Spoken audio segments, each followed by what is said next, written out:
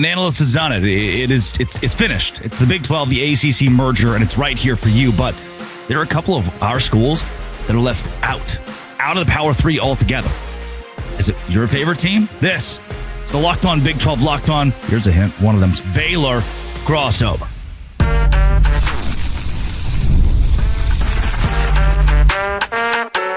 You are Locked On Big 12, your daily podcast on the Big 12 Conference. Part of the Locked On Podcast Network, your team every day. Oh, happy sports, everybody. Welcome to a Locked On Big 12, Locked On Baylor crossover. I'm Drake Toll from America's #1 Big 12 podcast, Locked On Big 12. Thank you for making this show your first listen every single day. That's Cam Stewart of Locked On Baylor. Why do they got the Baylor guy on here again?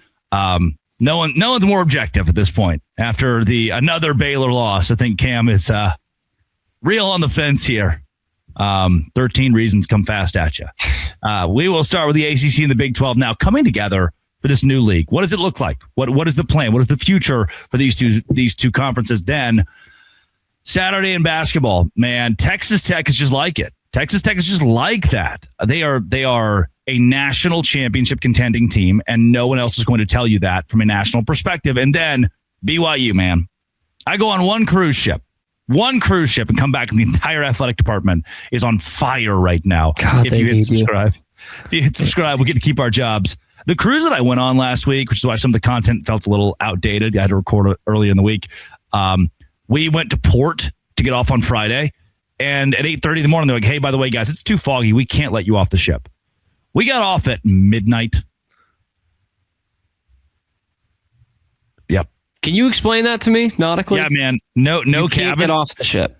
No, at 8:30, they're like, we cannot drive the ship to the port because there is fog. Gotcha. Okay, so it can't even it can't get to it.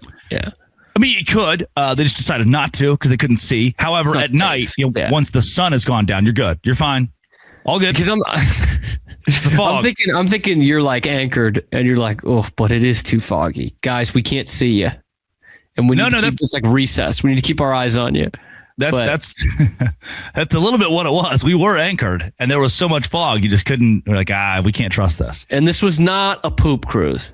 It became one. We could not stay in our cabins. You had to leave the cabin.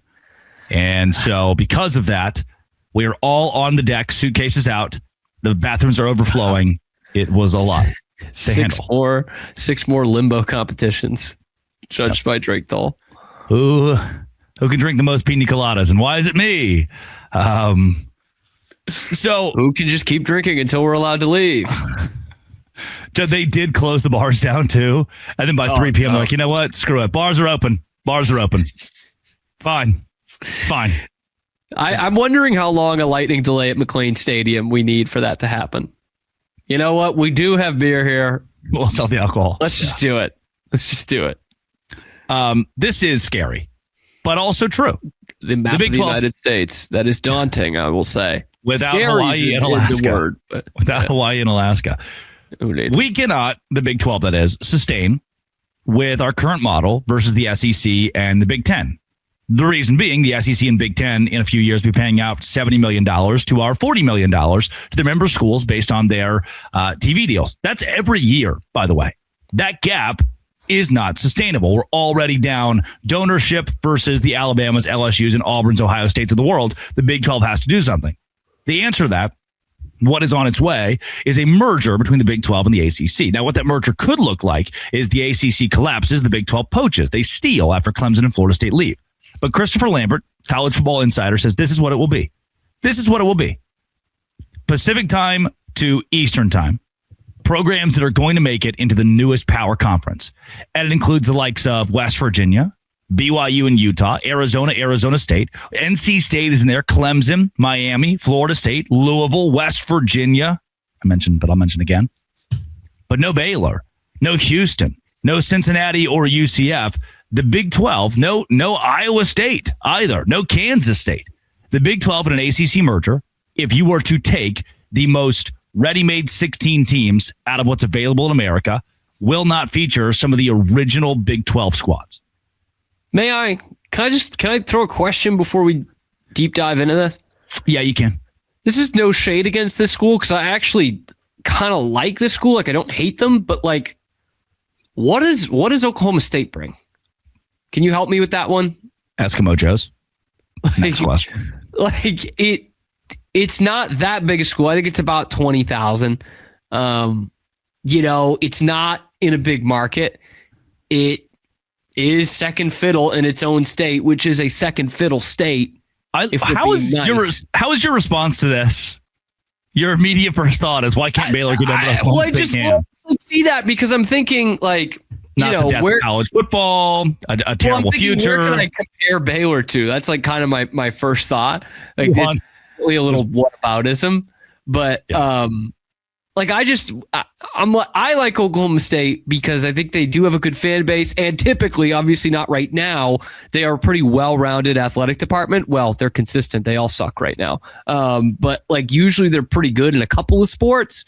But I don't know what the big draw is. And Georgia Tech is because it's in Atlanta, which is not it's not a Georgia Tech town. It's a dog's town, probably. I'm trying to figure out why some of these schools automatically we don't question. UVA is a heck of an academic school. It's an okay athletic school. And it's not that big, and it's not near a major metro area at all. So are we just including them because it's a good school? Maybe that is the case. Maybe that's why we have Georgia Tech. This is the explanation. Why do we not Baylor? We've said this before. TCU is part of the DFW Metro in name only. It doesn't have a foothold on the DFW Metro. Neither does SMU. Oklahoma and UT have more of a DFW foothold than either of those schools. Sorry. Yeah. So a big piece of this, you do see Clemson and Florida State still included. Most analysts would tell you there's no way that happens. But in a true merger, they still have this grant of rights where the ACC has control over what those schools do. And we know they can't afford right now to get out based on what the judges have ruled when they sued the Atlantic Coast Conference. The reason they built this without a Baylor, per se, or a TCU, by the way, they're there. TCU's there. Sorry, Baylor. Oh, that's what I'm trying to understand. That's what I'm trying to understand. It is occupying the middle ground between tradition and TV optimization. This is a big thing. TV, what is the most optimal group of schools for television? And the middle ground thing, that's just BS. That's where we could put it in there so that we can still have, TV sexiness without making it seem like that's the only thing we're going for. Right, which it is. Brand heritage, Big 12 parity, late window, basketball blue. A lot of basketball blue blood in here for sure. That's where if I was you, brand heritage does Tech have? Let's be honest. They're on a heater right now, and they are absolutely built to last in the new era of college athletics. But there's no brand heritage there. Come on, cut me a break. You ever heard of Patrick Mahomes? Bet you haven't. Read a book. Read a book. Saw his wife recently. What this screams to me is, man, in a world where what we're doing is not sustainable, it just sucks that the driving force, the guy driving the bus of college football, is only looking at what you do from a TV standpoint. They're only looking at how many eyeballs are on you on Saturdays, and that's why the future of the Big 12 Conference and the ACC Conference is bleak. And look, I like Brett Yormark. I don't like everything that he does. Light up courts, baby. Thanksgiving.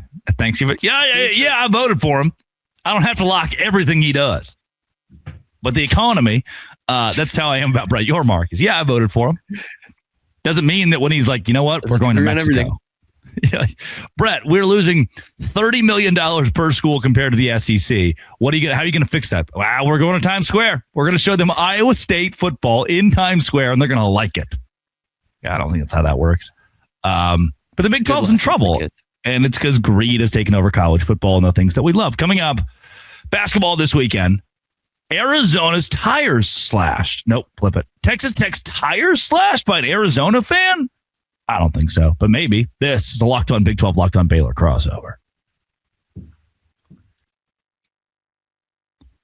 Oh, hello there. It is nice to see you.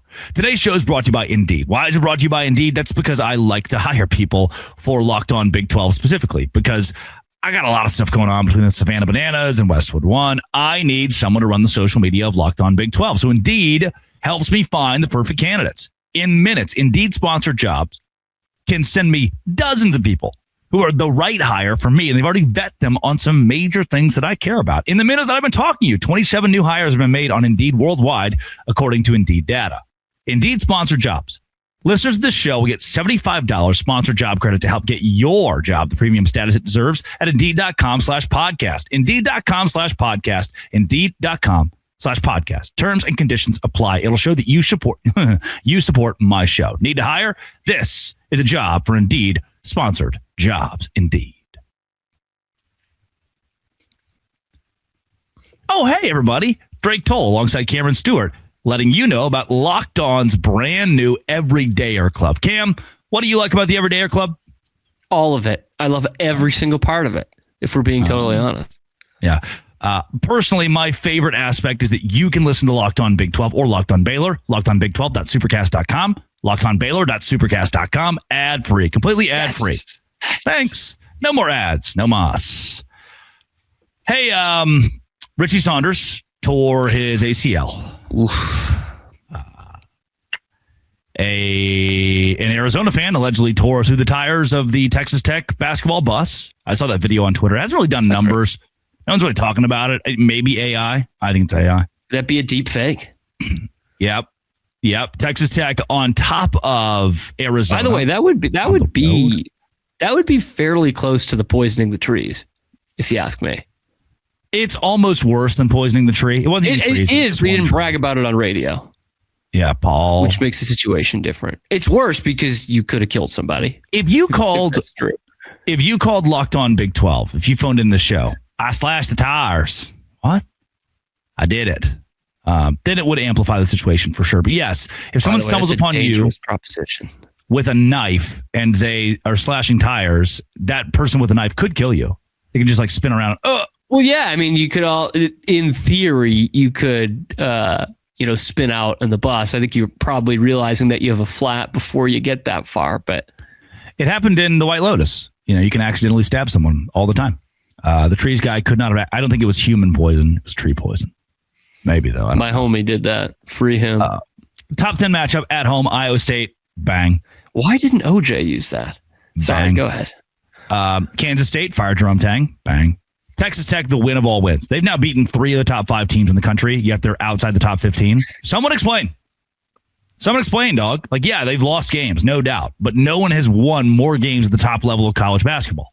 Brand heritage, man. Brand heritage. BYU had to go to overtime with Colorado, and Richie Sanders is gone. They're down. Saunders. They've been relegated. Richie Saunders is gone. They've been relegated to Rob Wright, AJ DeBonsa, and a bunch of other guys. Which is so funny because that is much like an NBA team, right? Like we max contract a contract. I've heard of a couple those of two guys. Yep. And then you just have a bunch of dudes, man. Look at every LeBron team ever. We just got a bunch of dudes, man. Remember that one? He went to the finals, like Rodney Hood and George Hill. Varejao? No, Varejau's later. No, that was the first time, which was also ridiculous because you had LeBron on short money, like good money. That was bad. Daniel Gibson, Big 12 guy. BYU, man, they're kind of the losers of the week.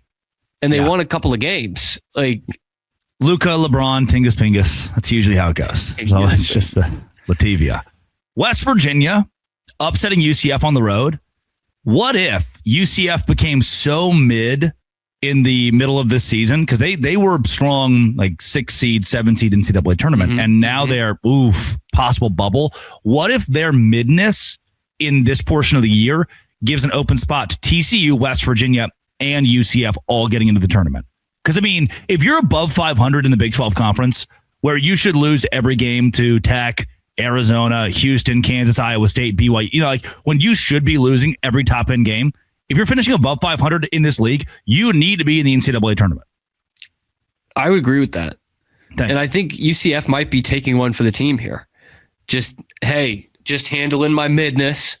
Don't get too personal. It's just midness here. We're going to mid out in February a little bit. Throw a bone because the TCU thing is gaining a ton of momentum. Obviously, they've got a good enough resume, I would say, right now. I think they should probably be better than they are. I think they've left a couple of games on the table, TCU. But that is gaining some serious traction.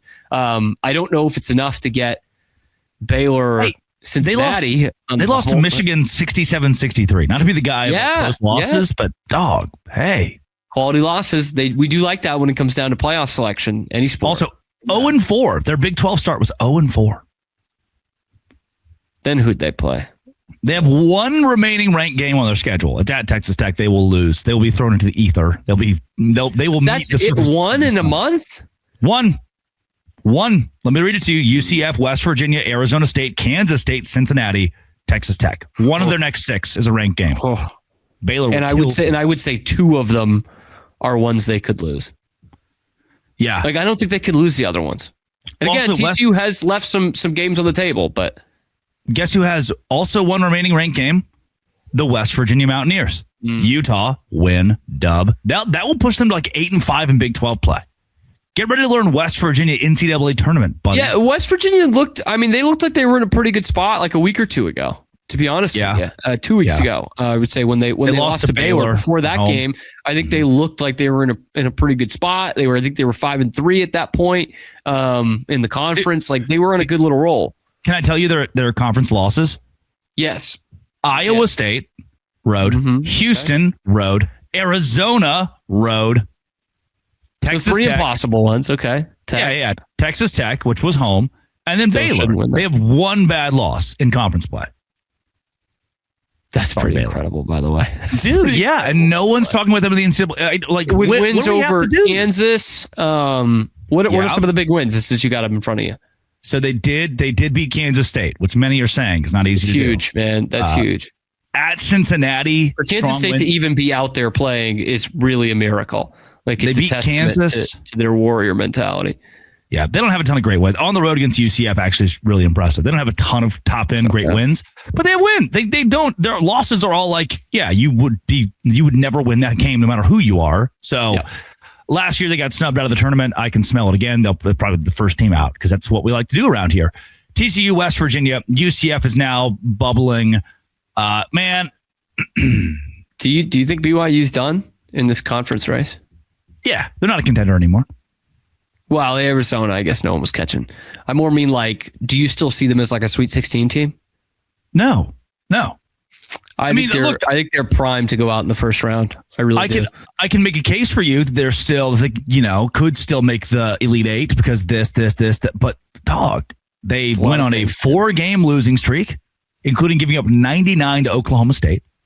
And their last 2 wins were they gave up 94 to Baylor, 86 to Colorado. They need 99 to beat Baylor. Yeah. And an extra 5 to beat Colorado. Now they go on the road against Arizona in a couple days. We'll learn nothing. We'll see that, they should lose that by 15, which, sorry, BYU, like, you're adjusting your first time without Richie Saunders. This is me being completely honest. And then they play Iowa State. Oops. Yeah, I know I'm seen as kind of a BYU hater at this point, but I just don't see it, man. I really thought they were going to be competing for the conference championship before the year. But in the history of the world hated BYU less than me? Like, I'm telling you straight up, the guy who really enjoys BYU. That Brigham himself, maybe? I don't think he did establish Utah, so maybe he hated BYU. He didn't want the spotlight on him. Point. Sounds like Judge Tryon at Baylor. Yeah. And who was the other guy? Huckins? Yeah. Huckins, Tryon, and Baylor. Wasn't? I would have just guessed Burleson. Just and like none of them wanted their name on the school, knowing that eventually the school's president would be in the Epstein files. Exactly. Please, I don't prominently featured, actually. Like star of the show. That was tough to hear, the good name of Ken Starr being besmirched like that. Who would have thought again? That? But sometimes you have to separate the person from the politics. I did get a kick out of, we probably can't talk about it, but like, I did get a kick of like thinking back to my early days of life. Some other people will remember much better than me, like 1998. And like the 2 biggest male names of the year are Ken Starr and Bill Clinton. They're both in it. Like they're both just boys with this guy. Again, it's the awesome, like, I would never associate myself. I would never associate myself with that person, but God bless, when he came around, I loved a good picture. Like, you best bet we're taking a photo together, but I hated the New York financier. I hated him. Coming up, All-time bad week for the BYU Cougars. Oh, Locked on Big 12, Locked on Baylor. Well, hello. You've caught me at a great time. Today's show is brought to you by Mazda. There is something about a Mazda. They're moving the game forward. For those who show there's more to what's on the scoreboard. And while there's more to what's shown on the scoreboard, there also is still the scoreboard. Texas Tech is this week's bar raiser. Their ability to win against the best schools in America, like Arizona or Iowa State, just goes to show that they're a legitimate contender to win it all this year. Dialing in every detail, giving it the extra fire, and the eye never quit. We put that same passion into every Mazda model. Highlights make the reel. What it took to get there makes it count. There's more to a Mazda because there's more to you with Mazda. Today's show is also brought to you by FanDuel. Ever wanted to experience the NBA Finals live and in person? FanDuel. I'm giving you the chance to turn that dream into a reality. Here's how it works. Use your profit boost on any NBA future. Profit boost on any NBA future and win a shot at an NBA Finals trip for two. That's right. Flights, tickets, the whole experience. If you're ready to look at the board, you're thinking about which team can make a deep run, put in a futures bet right now at FanDuel.com to get started. Use your profit boost on an NBA future and get entered for your chance to win a trip to the NBA Finals. Play your game with FanDuel, the official sportsbook partner of the NBA. That's Cameron Stewart of Locked on Baylor. Parker Kingston, BYU football. One of the big splashes, big announcement. Hey, I'm coming back. I'll be on the roster next season. Super excited. And he has what to this point is a pretty identical story to Jake Retzlaff. Yeah. And I know a few of you are pushing back. It's different. What I'm saying is, a little bit later, this time last year, you hear BYU star who is returning has been included in an investigation of rape, and that's for that to happen twice consecutive seasons. Football star Mitch Harper tweets: Parker Kingston no longer a student at Brigham Young University, no longer a member of the football team.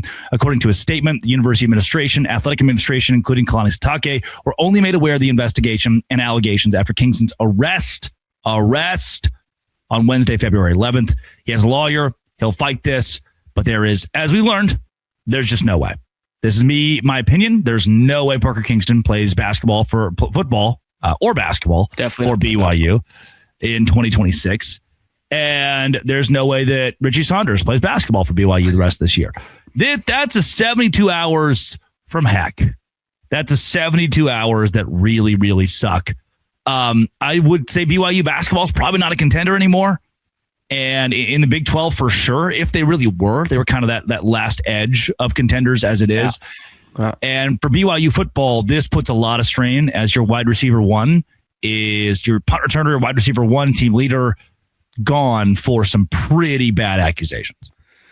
Yeah, not good at all. And like those, with Saunders and Kingston, it happens in this week, but it does kind of get added on to what happened last summer with Jake Retzlaff. And, talking from a football sense, because that's what we do, there was a lot of angst to that as BYU fans of here we're kind of left in the lurch. What are we going to do football wise? And you kind of have to go through half the season being like, are they actually good? Then they are good. Then they get snubbed.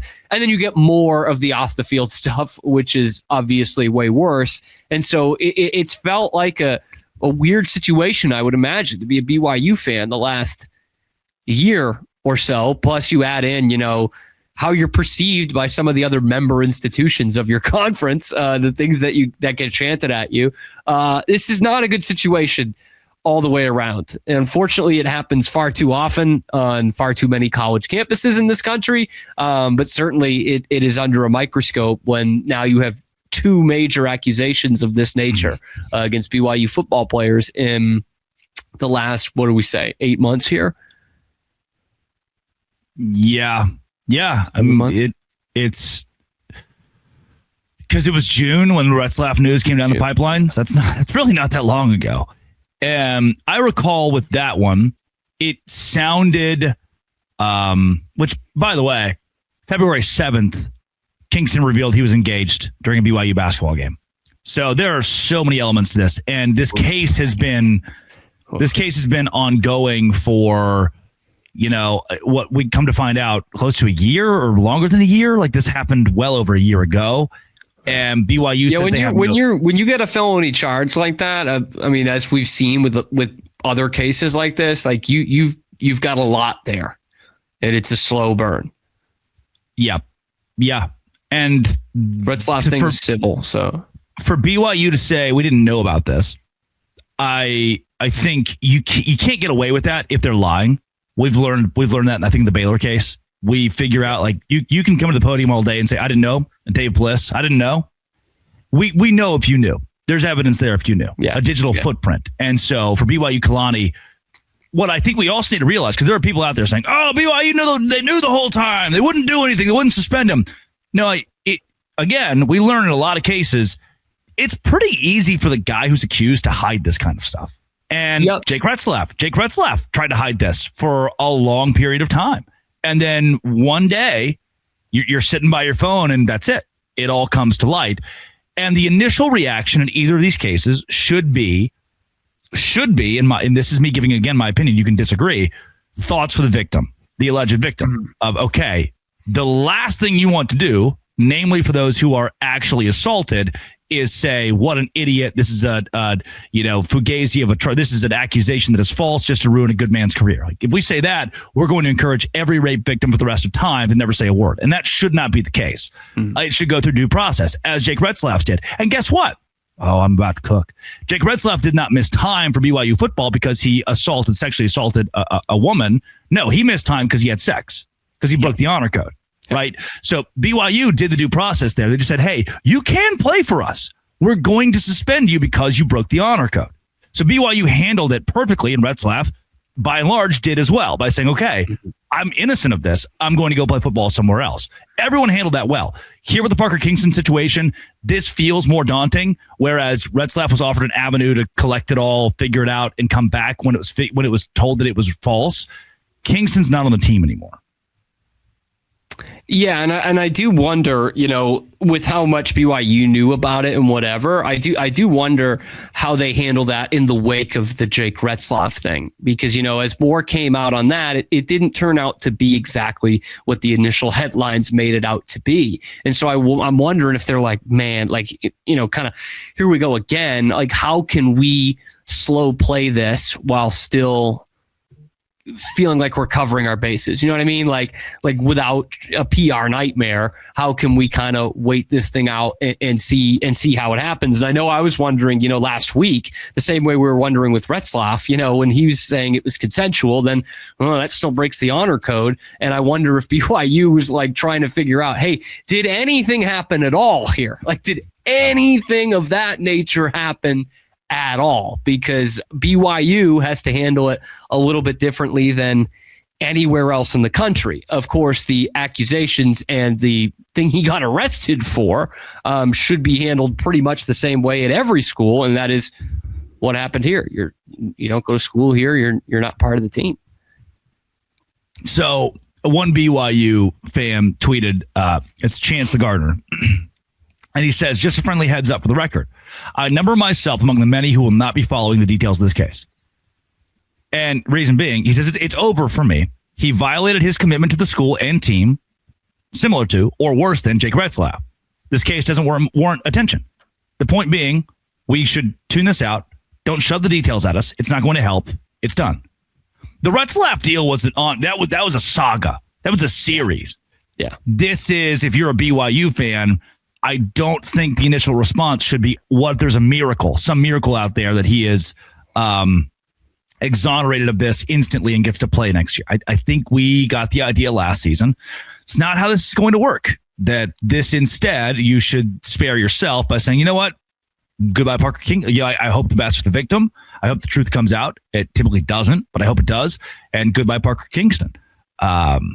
Man, we learned too. I think we learned this with Stephon Diggs as an example. Plenty of NFL players, good athlete, great athlete. You can do pretty much whatever you want, and we're not going to care all that much. Where the issue is at BYU, that's not the case. At BYU, they have a different set of morals that they're subscribed to, and you cannot break that. And obviously Kingston did. 30 seconds to completely different scenario. It's hard to bring them both up together, but for BYU having a tough weekend, Richie Saunders is in the conversation of things that have gone wrong. For him, a torn ACL, done for the year, likely done at BYU. That sucks, man. Like that was the guy. He was not, AJ DeMonza, obviously Rob Wright, but Richie Saunders was BYU.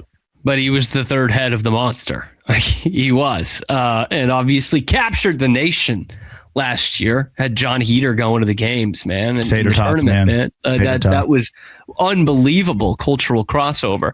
Yeah, it stinks, man. That stinks. A guy who's been there a while. You don't often get that in college basketball these days. Bummer, man. Like that. That was a team that it's really kind of evaporated pretty quickly for this BYU basketball team. I'm still willing to think that this isn't like the end of what Kevin Young is going to do here in year one. I think he is going to get a lot of talented players to come and play there, but that's a hit. This was a chance to really kind of push your momentum in your program after a good NCAA tournament run last year, and it's probably not going to come to fruition now. Yeah. So. Yeah. Yep.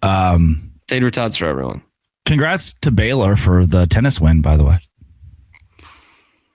Yeah. Big comeback. Yep. Beat number 1 Wake Forest. I think, by the way, if we're going to keep doing these on Mondays, at some point, since we do have college baseball starting up, we might need like the weirdest scores. We were talking about it off the air. 34-3. Mount St. Mary's, Missouri. When was the last time Mizzou beat a football team 34-3? Is that a score on me? Could be. Northwestern Rice.